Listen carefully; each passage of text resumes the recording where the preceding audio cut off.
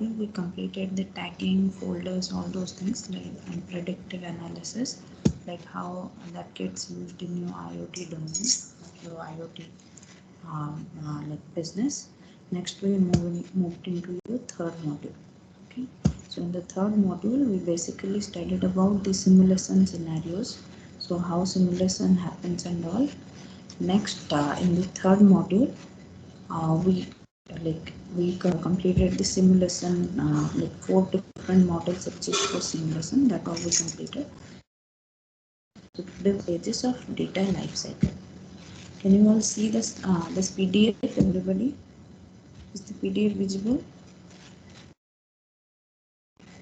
Yes, sir. Okay, so this is your syllabus. So now today we'll be focusing on the stages of data lifecycle. So let me just quickly share with you the slides. So as you know, so basically this is already you know these concepts in your IoT fundamentals also. So what is this data life cycle? So everything like your IoT entire business, IoT domain, everything whatever we do are basically data intensive, because whether you wear a smart band or whether you use a smart TV or smartphone or a smart fridge, everything is data driven. So what are the stages of data in any kind of data? What are the different stages we'll study today? So the first stage, so actually there are two, like in the research domain, there are two sets of like thoughts about this. So some say, people say that this is a 5 stage process, and some say this is a 7 stage process. So 7 stage process and 5 stage processes are completely same. Just there are few modifications, two extra steps, the thing that exist, like that finally ultimately depends on your context. Like suppose you are manufacturing your IoT product, so or your IoT software you are launching in the market, so you can analyze your product development as per your understanding. Either you might consider it as a 5 stage process or a 7 stage process, because that's ultimately both of them are same, everything the same thing happens, but they just quantify that like a particular stage as a stage, but in 5 stages they don't do that. So you will understand as we proceed. So the first stage is a data capturing stage. So let now take this example. Suppose you are manufacturing your stop like smartwatch or smart band. So the first thing is you need to capture the data. So how will you capture the data? So there are three ways in which you need to the data capturing happens. The first is data acquisition. Acquisition means you take all the data as input to your system or your model. Like data doesn't exist, like some data exist in real life. Suppose heartbeat monitoring or pulse rate monitoring or steps counting, all those sensors are there. So those data, like so if somebody is working, the steps all like obviously will increase, but you need to acquire that data. Like data acquisition. Acquisition means you need to acquire that data using your sensors. Okay. Next is data entry. So your sensor acquired the data. Next thing is you need to enter that data to your system. Your like whatever model or whatever like IoT business this is one suppose smart band I am talking. So your smart band memory or your model, your data, whatever the sensor reads or acquires, that has to be entered. So that is the next phase, that is data entry. Next is signal reception. So signal reception means the capture of data created by the device. So your device now, your smart band now has created the data. Now typically important, so you need to like perceive the data, like understand what is happening in the data. So you can have plots, graphs, every detail like how it is varying and all those analysis. Suppose you have the Fitbit in your hand, you and the corresponding app. So in your app, the moment you see, you can see all the like in a graphical way or in a like every day. Suppose you want this many miles or so. So all those details will be represented in a proper graphical way, which will be easy for you to understand. Because in your smart Fitbit, you will like see the current like at that particular time what is you reading. but you don't have the analysis angle there. But in data capture, all these three things come in. Is it clear whatever I am telling? Hello? Yes, ma'am. Okay. So next comes data maintenance. Okay. So the first thing is data capturing. Next is data maintenance. So now all your data are there in your smart band, like you are working, your steps have been counted by your sensor. That is data acquisition. Next, that data has been entered to your Fitbit. Then that is like data, what you tell, data entry into the machine. Next is signal reception. In the signal reception, you have all your data as like represented in form of graphs or details, everything in your app. So that is signal reception. So all this comes under data capturing. Next comes data maintenance.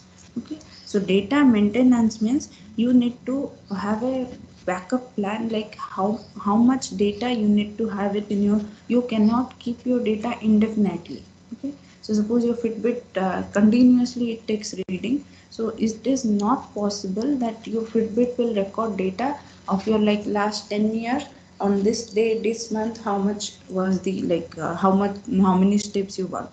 So there is a buffering time, or like some time you assign, or the device is designed for which it will keep the data. But and remember, those data whatever it keeps, it has to be maintained. What is this maintenance thing? The maintenance thing is the data should be protected against any kind of hacker, should be protected against any kind of discrepancy. So all those maintenance also needs to be done by the product. Suppose Fitbit, it keeps the data of last 7 days. So all those data whatever for last 7 days, it has to be maintained properly. Okay, so there is the next is the data. Once it is maintained properly, then only it can be used later for further processing. Okay, so this is the second stage, that is data maintenance. So after that only, if you maintain your data properly, you can go for this data synthesis stage. Okay, so what is data synthesis? So data synthesis means from your data analysis, like already you have your data. So uh, for a Fitbit, if you are seeing in your screen, you will just see today's, like how many steps you walked, how many calories you burnt. So all that you will see in your Fitbit. But the moment you like start keeping your data, so that comes under data maintenance. For last 7 days you have kept. Next comes your data synthesis. So what is this data synthesis? Synthesis means you synthesize the data. Synthesize means you generate new data from the existing data. So that is called a synthesis. You might have studied all those synthesis, like chemical reactions, synthesizing something. That means you generate something from the existing ones. Okay, so suppose let me give you something, one example. Just understand this, I have highlighted this, that derivation by deductive logic is not part of data synthesis. Okay, so what is deductive logic? So suppose you know that net salary of a person can be easily calculated if you know the gross salary and taxes. Okay, so net sales is, or net salary of something is equal to gross salary minus the taxes. So this is not called as data synthesis, because you are deducing something from, like you are deducing very easily, like so using some mathematical formula you are deducing. Suppose principal is given, interest rate is given, you can easily calculate what is the compound interest, what is the simple interest. So this which you are deducing from the existing data does not come under data synthesis. Keep in mind, deductive and deducing something, or like deductive logic is not part of data synthesis. Rather, in data synthesis, what happens? You completely generate new sets of data. Okay, so that new sets of data will be you can generate only if you are an expert in the domain, and you have an idea or understanding of all those, like whatever data you have. You have your Fitbit 7 days reading, that's all you have. So how can you analyze that? How can you take your opinion, have an opinion on that? How can you judge that and then generate new sets of data? That comes under data synthesis. Is it clear? Do you understand what I told? Yeah, was it clear? Hello. Yes, ma'am. Okay, so this is called as inductive logic. This is not deductive. So in the slides I have given you, deducing something means just using some mathematical formula, A, B is given, you calculate C. Okay, so that is not data synthesis. Rather, you induce something, means you generate something completely new from the existing knowledge. That is only possible because of your knowledge, because of your expertise in the domain and all those things. So this comes under your data synthesis. That is the third stage. Okay. Next comes data usage.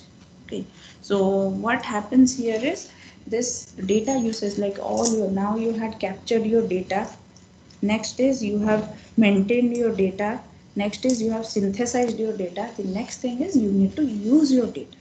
So the usage also comes under, like it is also an important part of your data life cycle, because like some people might complain, some researchers don't agree that data usage is a part of the life cycle, because you are anyway using, why are you considering that as a part?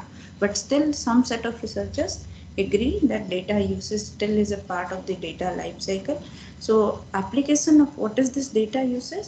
It is the application of data as information, because now your data is converted into information to tasks that are enterprise, that the enterprise need to run and manage it.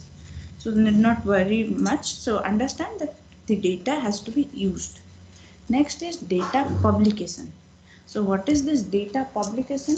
So now you have your captured your data, you have maintained your data, you have synthesized your data, you have like the next you have used your data. Next thing is you need to made your data publicize your data. So how you do that?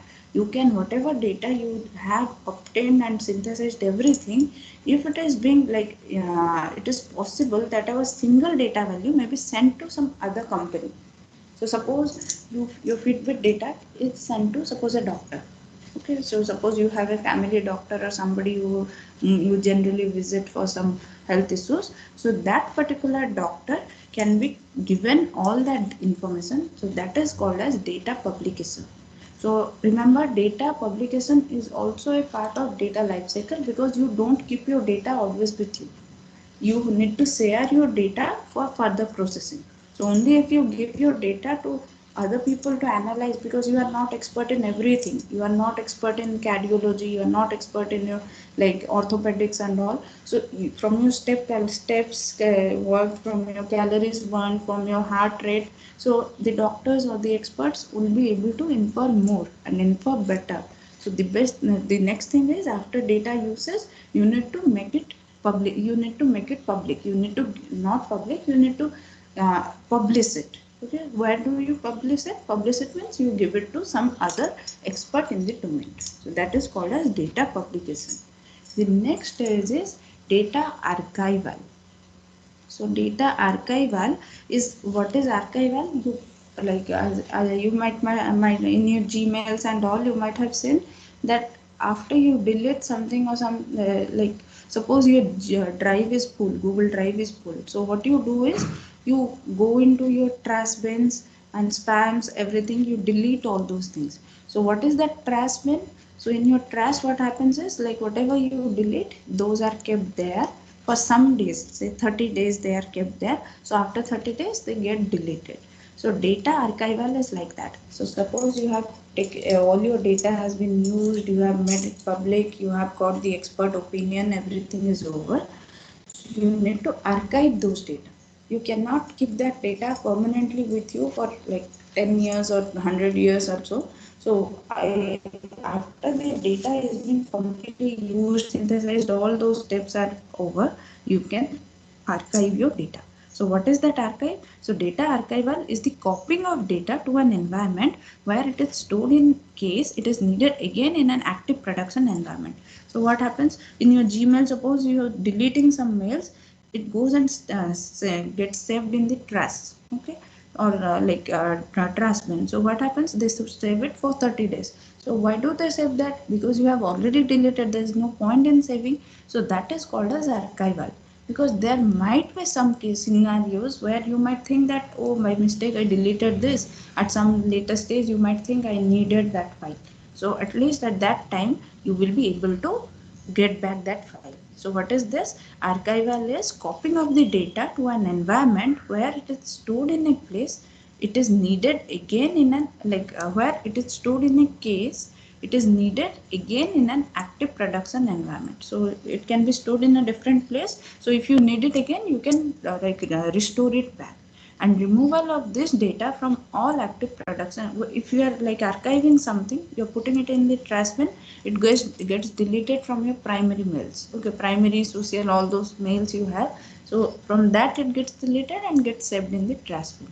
So a data archive is simply a place where data is stored, but where no maintenance, usage, or publication occurs.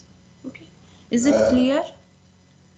This is the sixth stage of your data life cycle. Was it clear? Yeah, was it clear? Yes, ma'am. Yes, ma'am. Okay. So the next stage is data purging. So what is this data purging? This is data purging is removal of every copy of the data from the enterprise. Now all your steps are over. You have archived everything, data usage, synthesis, everything is over. All your work with the data is over. Next thing is you delete the data permanently. So that is your data purging. So these are the 7 stages of your data life cycle. So as I told, the researchers differ in their research, that they consider it as, some consider it as a 7 stage and some consider it as a 5 stage. So I'll just give you an overview of the 5 stage also. So like if in exam also it comes, either you can follow your 5 stage or 7 stage. Okay, so because all of them are exactly same, the only difference is like some data uses they don't consider here, because they consider that that is not part of data cycle, because somebody is using, no need to consider. So this is the like stages: creation, storage, usage, archival, destruction. Okay, in your creation you have data entry, data acquisition, and capture from devices. The storage is like security, backup, recovery. Usage as data viewing, processing, all this usage. See, data viewing, processing, modification, and saving. Data sharing also comes in here. Data sharing, which was our data publication there. Okay, these two stages they have merged here. Next is archival. So data is archived. So and then it is available for use also. If you want, you can obtain that from the archive. Then destruction. So these are the 5 stages. So the same thing, like data creation, you have your data acquisition, entry, and data capture. Next is your storage stage. Storage is you keep your data. So once data has been created within the organization, it needs to be protected. For 7 days, suppose in your Fitbit you are storing your data, you need to have proper storage rules and all. And remember one thing: whenever you go for data capturing, like each of these stages, whether it's a 7 stage process or a 5 stage process, you need to follow certain set of protocols. So what are those protocols? Like there are some government norms. You cannot use it for each stage. There are regulations which you need to follow. Suppose Fitbit, why people follow? Because it has why people prefer Fitbit over other brands? Because Fitbit is the what you say, it is the epitome of your smart bands and all. So this is the basic thing. So what happens there is, it has high security, it is very secure, it doesn't leak your data to some outsider unit, because the norms it follows, the security norms it follows are very stringent, and they are very friendly for the good for the what you say, it is very feasible for the person who uses it. But for other brands, if you're buying something like which is not a reputed brand, so you need to be careful about your security, because security will definitely be a concern if it is not from a good brand or something. So data government rules and norms need to be strictly followed for each of these stages, whether it is data capturing, data usage, data synthesis. Every stage the government norms have to be all the set of norms for each stage needs to be followed properly. Next is your usage stage. So usage is also, you have already I discussed that you can use your data and for various activities. Next is archival. So archival is after you have completely used your data, you might want to delete that data. So you delete that data, but that remains in your archive for few days. Just in case you might require it at some point of time, for that keeping that in mind, the data is archived for say 30 days or 15 days. So after that it automatically gets deleted. So the final stage is your destruction stage, where the product is completely destroyed and no copy exists in any of the like whether not neither in archive nor in trash, everywhere none of the file means nowhere the files exist. So that's called the 5 stages of the product life cycle or the data life cycle. Was it clear whatever we discussed? So this is the we covered in your third module the simulation scenarios, models. What are the models for simulation? That is the 4 models which we discussed. Next is the stages of applications of the models also we discussed in last class. Then stages of data life cycle. So next class will cover this reuse of the IoT solutions and what are the reusability plans. So this will cover your third module in the next class. Was it clear till now, whatever we discussed? Yeah. Could you understand little much whatever we discussed? This is just okay. Yes, ma'am. Yes, Okay, ma'am. thank you. I'll just give the attendance then. All of you post the poll and we can leave.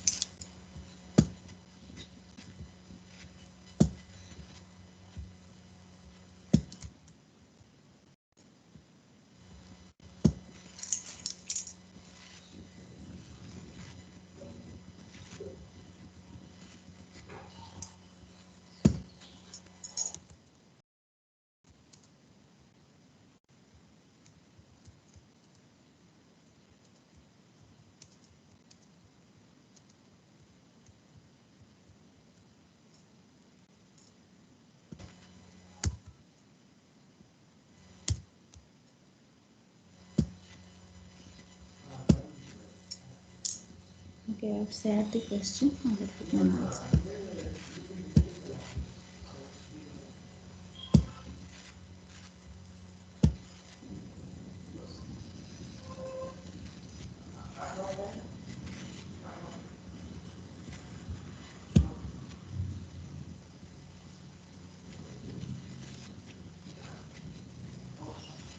Isita, can you hear me? Isita Suri.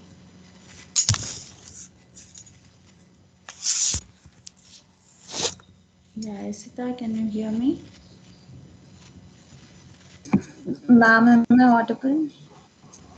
No, no, not now. Isita Kabra. Isita Suri.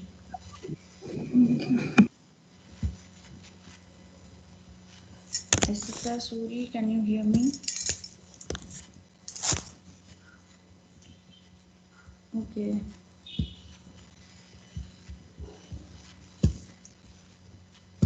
I know this is theory, but you need to have a little try to attend the classes, listen little bit, because I'm not telling you much theory. I'll just give you examples so that it is easier for you to understand.